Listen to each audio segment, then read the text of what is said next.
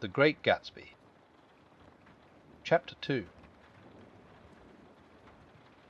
About halfway between West Egg and New York, the motor road hastily joins the railroad and runs beside it for a quarter of a mile, so as to shrink away from a certain desolate area of land.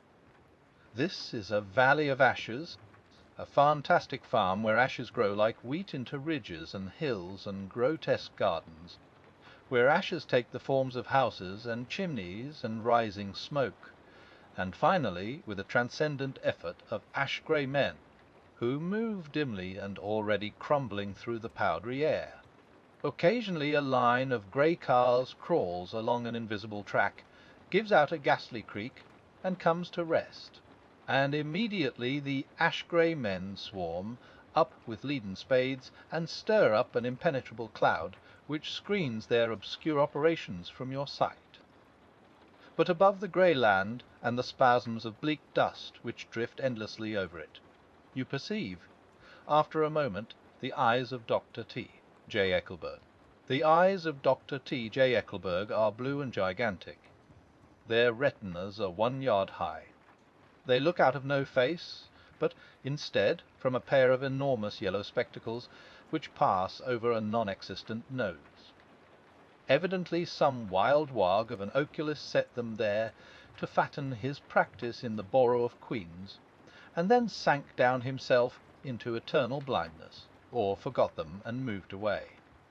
But his eyes, dimmed a little by many paintless days, under sun and rain, prod on over the solemn dumping ground. The valley of ashes is bounded on one side by a small foal river, and, when the drawbridge is up to let barges through, the passengers on waiting trains can stare at the dismal scene for as long as half an hour. There is always a halt there of at least a minute, and it was because of this that I first met Tom Buchanan's mistress. The fact that he had one was insisted upon wherever he was known. His acquaintances resented the fact that he turned up in popular cafes with her, and, leaving her at a table, sauntered about, chatting with whomsoever he knew. Though I was curious to see her, I had no desire to meet her, but I did. I went up to New York with Tom on the train one afternoon, and when we stopped by the ash heaps he jumped to his feet, and, taking hold of my elbow, literally forced me from the car. "We're getting off," he insisted. "I want you to meet my girl." I think he'd tanked up a good deal at luncheon, and his determination to have my company bordered on violence. The supercilious assumption was that on Sunday afternoon I had nothing better to do. I followed him over low whitewashed railroad fence, and we walked back 100 yards along the road under Dr. Eckelberg's persistent stare. The only building in sight was a small block of yellow brick sitting on the edge of the waste land, a sort of compact main street, ministering to it, and contiguous to absolutely nothing. One of the 3 shops it contained was for rent, and another was an all-night restaurant, approached by a trail of ashes. The third was a garage. Repairs. George B. Wilson. Cars bought and sold, and I followed Tom inside. The interior was unprosperous and bare. The only car visible was the dust-covered wreck of a Ford which crouched in a dim corner.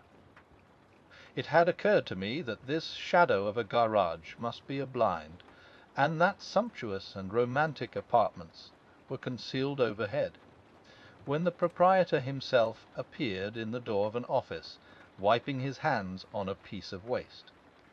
He was a blond, spiritless man, anemic and faintly handsome. When he saw us, a damp gleam of hope sprang into his light blue eyes. "Hello, Wilson, old man," said Tom, slapping him jovially on the shoulder. "How's business?" "I can't complain," answered Wilson unconvincingly. "When are you going to sell me that car?" "Next week. I've got my man working on it now." "Works pretty slow, don't he?" "No, he doesn't," said Tom coldly. "And if you feel that way about it, maybe I'd better sell it somewhere else after all." "I don't mean that," explained Wilson quickly. "I just meant—" His voice faded off, and Tom glanced impatiently around the garage. Then I heard footsteps on a stairs, and in a moment the thickish figure of a woman blocked out the light from the office door. She was in the middle 30s and faintly stout, but she carried her flesh sensuously, as some women can. Her face, above a spotted dress of dark blue quadrupedicine, contained no facet or gleam of beauty, but there was an immediately perceptible vitality about her, as if the nerves of her body were continually smouldering. She smiled slowly, and, walking through her husband as if he were a ghost, shook hands with Tom, looking him flush in the eye. Then she wet her lips, and, without turning around, spoke to her husband in a soft, coarse voice. "Get some chairs, why don't you, so somebody can sit down?" "Oh, sure," agreed Wilson hurriedly, and went toward the little office, mingling immediately with the cement colour of the walls. A white ashen dust veiled his dark suit and his pale hair, as it veiled everything in the vicinity, except his wife, who moved close to Tom. "I want to see you," said Tom intently. "Jet on the next train." "I'll write." "I'll meet you by the newsstand on the lower level." She nodded and moved away from him just as George Wilson emerged with 2 chairs from his office door. We waited for her down the road and out of sight. It was a few days before the 4th of July, and a grey, scrawny Italian child was setting torpedoes in a row along the railroad track. "Terrible place, isn't it?" said Tom, exchanging a frown with Dr. Eckelberg. "Awful. It does her good to get away." "Doesn't her husband object?" Wilson. "He thinks she goes to see her sister in New York. He's so dumb he doesn't know he's alive." So Tom Buchanan and his girl and I went up together to New York, or not quite together, for Mrs. Wilson sat discreetly in another car. Tom deferred that much to the sensibilities of those East Eggers who might be on the train. She had changed her dress to a brown-figured muslin, which stretched tight over her rather wide hips as Tom helped her to the platform in New York. At the newsstand she bought a copy of Town Tattle and a moving picture magazine, and in the station drugstore some cold cream and a small flask of perfume. Upstairs, in the solemn echoing drive, she let 4 taxicabs drive away before she selected a new one, lavender-coloured with grey upholstery. And in this we slid out from the mass of the station into the glowing sunshine. But immediately she turned sharply from the window and, leaning forward, tapped on the front glass. "I want to get one of those dogs," she said earnestly. "I want to get one for the apartment. They're nice to have a dog." We backed up to a grey old man who bore an absurd resemblance to John D. Rockefeller. In a basket swung from his neck cowered a dozen very recent puppies of an indeterminate breed. "What kind are they?" asked Mrs. Wilson eagerly, as he came to the taxi window. "Kinds." "What kind do you want, lady?" "I'd like to get one of those police dogs. I don't suppose you got that kind." The man peered doubtfully into the basket, plunged in his hand, and drew one up, wriggling, by the back of the neck. "That's no police dog," said Tom. "No, it's not exactly a police dog," said the man with disappointment in his voice. "It's more of an Airedale." He passed his hand over the brown wash-rag of a back. "Look at that coat, some coat. That's a dog that'll never bother you with catching cold." "I think it's cute," said Mrs. Wilson enthusiastically. "How much is it, that dog?" He looked at it admiringly. "That dog will cost you $10. The Airedale. Undoubtedly there was an Airedale concerned in it somewhere, though its feet were startlingly white. Changed hands and settled down into Mrs. Wilson's lap, where she fondled the weather-proof coat with rapture. "Is it a boy or a girl?" she asked delicately. "Dog. That dog's a boy." "It's a bitch," said Tom decisively. "Here's your money. Go and buy 10 more dogs with it." We drove over to Fifth Avenue, warm and soft, almost pastoral, on the summer Sunday afternoon. I wouldn't have been surprised to see a great flock of white sheep turn the corner. "Hold on," I said. "I have to leave you here." "No, you don't," interposed Tom quickly. "Matt'll be hurt if you don't come up to the apartment." "Won't you, Myrtle? Come on," she urged. "I'll telephone my sister Catherine. She's said to be very beautiful by people who ought to know."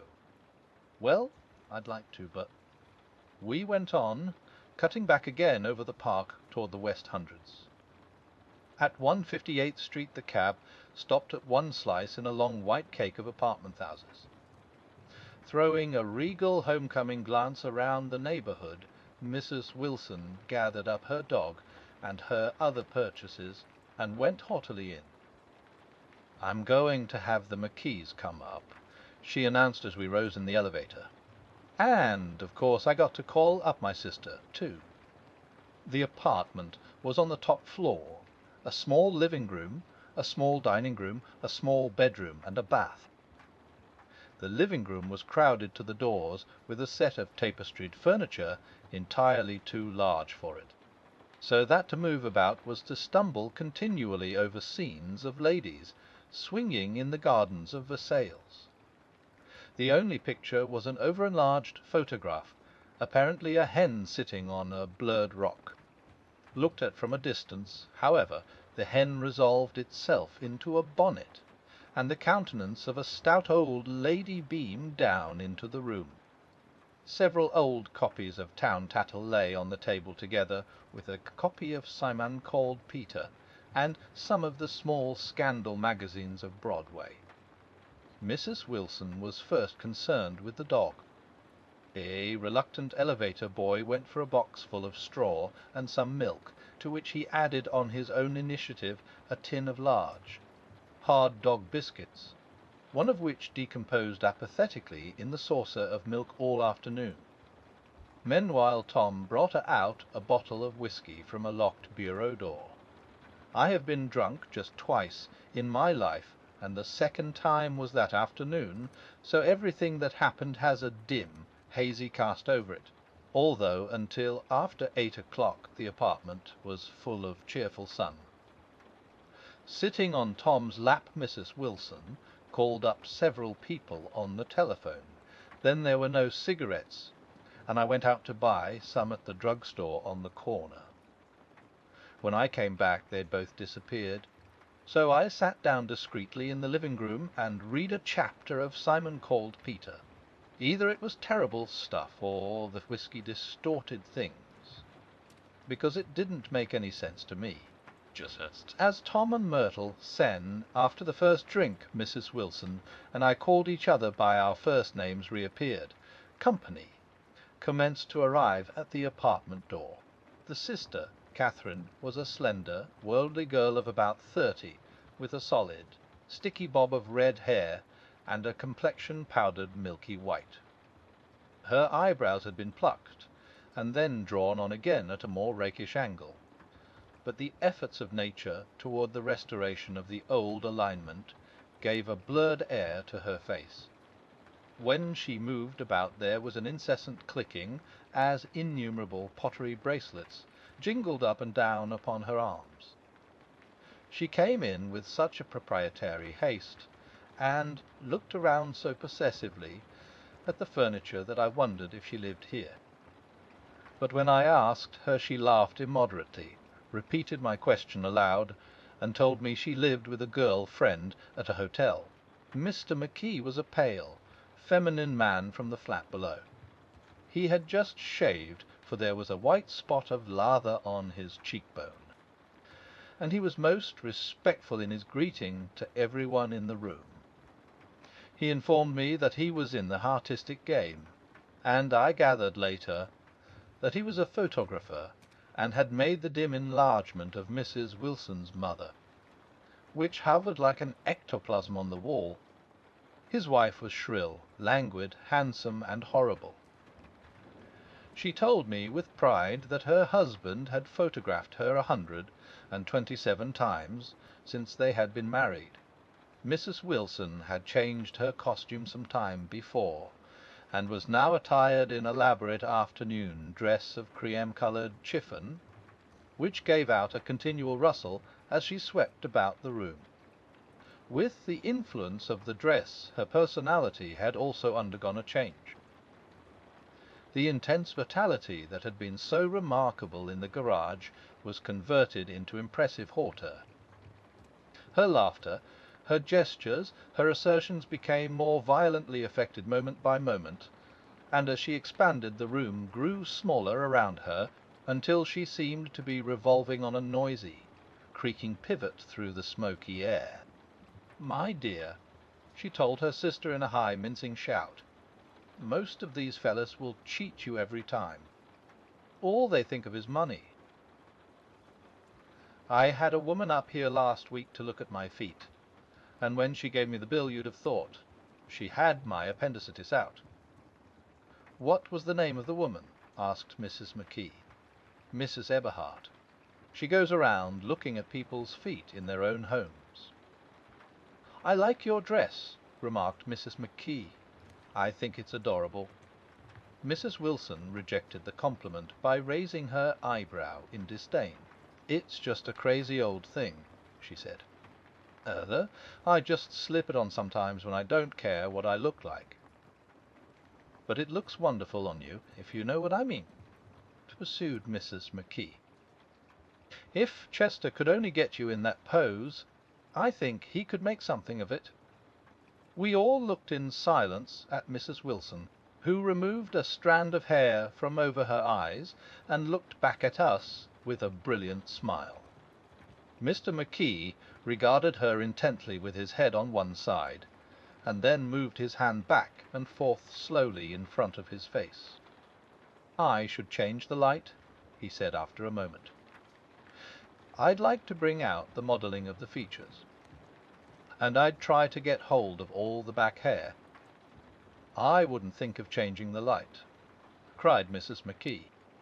"I think it's—" her husband said, "Eshtor," and we all looked at the subject again, whereupon Tom Buchanan yawned audibly and got to his feet. "You McKees have something to drink," he said. "Get some more ice and mineral water, Myrtle, before everybody goes to sleep. I told that boy about the ice." Myrtle raised her eyebrows in despair at the shiftlessness of the lower orders. "These people. You have to keep after them all the time." She looked at me and laughed pointlessly. Then she flounced over to the dog, kissed it with ecstasy, and swept into the kitchen, implying that a dozen chefs awaited her orders there. "I've done some nice things out on Long Island," asserted Mr. McKee. Tom looked at him blankly. "2 of them we have framed downstairs." "2 what?" demanded Tom. "2 studies. One of them I call Montauk Point, the Gulls, and the other I call Montauk Point, the sea." The Sister Catherine sat down beside me on the couch. "Do you live down on Long Island too?" she inquired. "I live at West Egg." "Really? I was down there at a party about a month ago.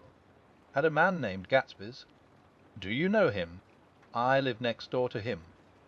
"Well, they say he's a nephew or a cousin of Kaiser Wilhelm's. That's where all his money comes from." "Really?" She nodded. "I'm scared of him. I'd hate to have him get anything on me." This absorbing information about my neighbour was interrupted by Mrs. McKee's pointing suddenly at Catherine. "Chester, I think you could do something with her," she broke out, but Mr. McKee only nodded in a bored way and turned his attention to Tom. "I'd like to do more work on Long Island, if I could get the entry. All I ask is that they should give me a start." "Ask Myrtle," said Tom, breaking into a short shout of laughter as Mrs. Wilson entered with a tray. "She'll give you a letter of introduction "Won't you, Myrtle?" "Do what?" she asked, startled. "You'll give Monkey a letter of introduction to your husband, so he can do some studies of him." His lips moved silently for a moment as he invented. "George B. Wilson at the gasoline pump," or something like that. Catherine leaned close to me and whispered in my ear, "Either of them can stand the person they're married to." "And can't they?" "Can't stand them." She looked at Myrtle and then at Tom. "What I say is, why go on living with them if they can't stand them? If I was them, I'd get a divorce, and get married to each other right away." "Doesn't she like Wilson either?" The answer to this was unexpected. It came from Myrtle, who had overheard the question, and it was violent and obscene. "You see!" cried Catherine triumphantly. She lowered her voice again. "It's really his wife that's keeping them apart. She's a Catholic, and they don't believe in divorce." The Daisy was not a Catholic, and I was a little shocked at the elaborateness of the lie. "One, they do get married," continued Catherine. "They're going west to live for a while, until it blows over. It'd be more discreet to go to Europe." "Oh, do you like Europe?" she exclaimed surprisingly. "I just got back from Monte Carlo." "Really?" "Just last year. I went over there with another girl." "Stay long?"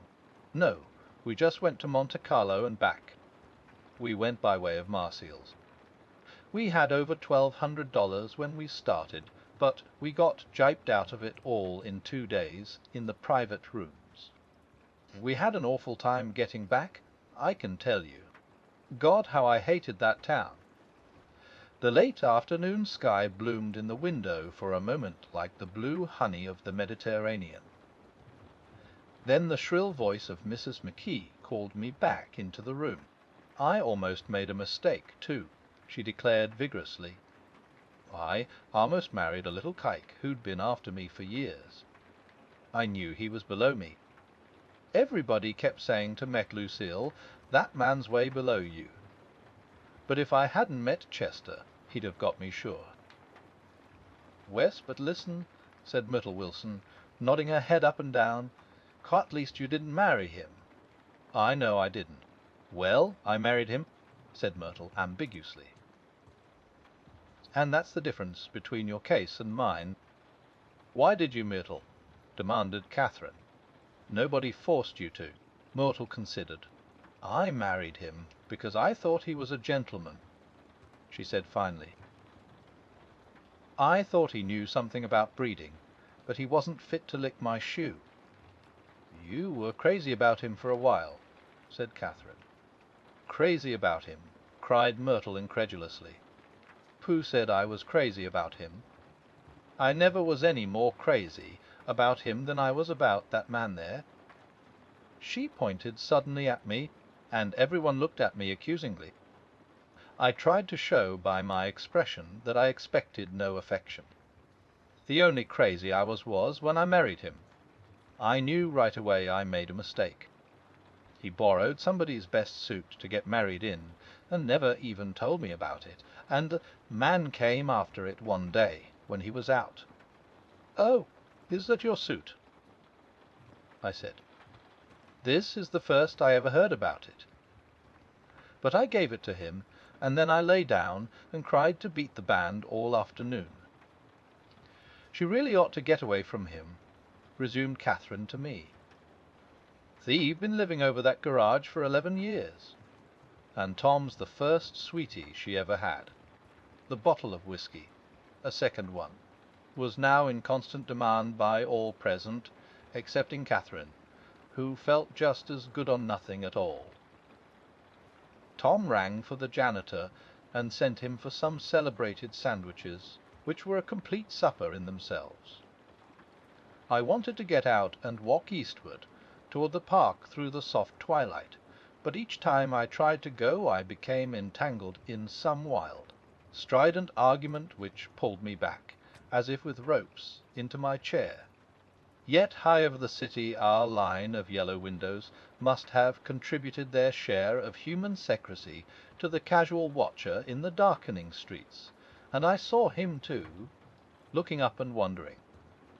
I was within and without, simultaneously enchanted and repelled by the inexhaustible variety of life. Myrtle pulled her chair close to mine, and suddenly her warm breath poured over me the story of her first meeting with Tom.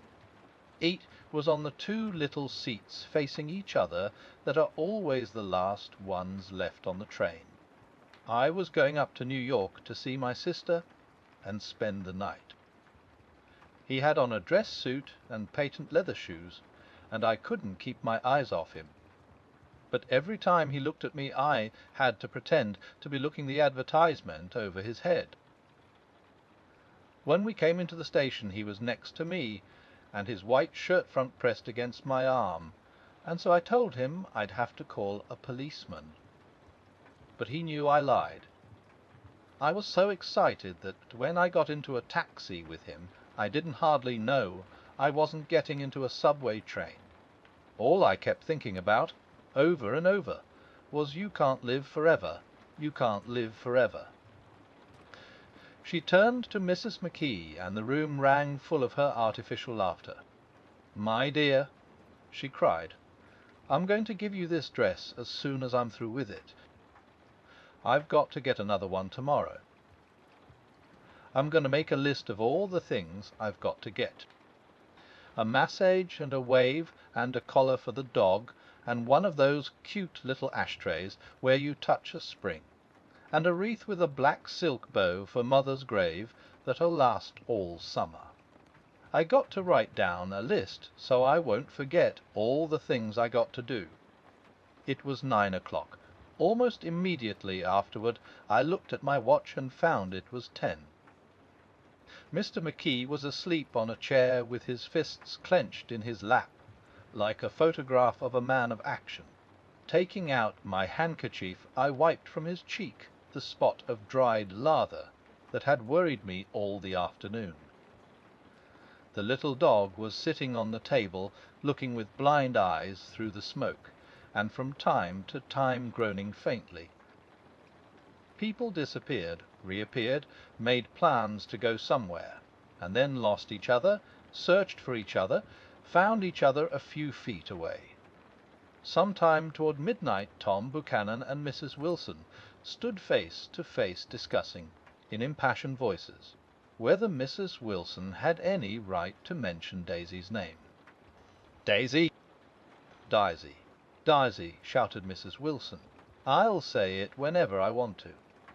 "Daisy." "Day." Making a short deft movement, Tom Buchanan broke her nose with his open hand.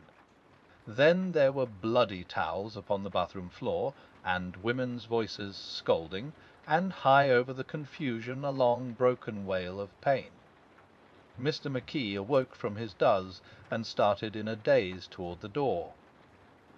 When he had gone halfway he turned around and stared at the scene. His wife and Catherine scolding and consoling as they stumbled here, and there among the crowded furniture with articles of aid, and the despairing figure on the couch, bleeding fluently, and trying to spread a copy of Town Tattle over the tapestry scenes of Versailles. Then Mr. McKee turned and continued on out the door. Taking my hat from the chandelier, I followed. "Come to lunch some day," he suggested as we groaned down in the elevator. "Where?" "Anywhere." "Keep your hands off the lever," snapped the elevator boy. "I beg your pardon," said Mr. McKee with dignity. "I didn't know I was touching it." "All right," I agreed. "I'll be glad to." I was standing beside his bed, and he was sitting up between the sheets, clad in his underwear, with a great portfolio in his hands. Beauty and the Beast, Far Loneliness, Our Old Grocery Horse, Brooken Bridge. Then I was lying half asleep in the cold lower level of the Pennsylvania station, staring at the Morning Tribune and waiting for the 4 o'clock train.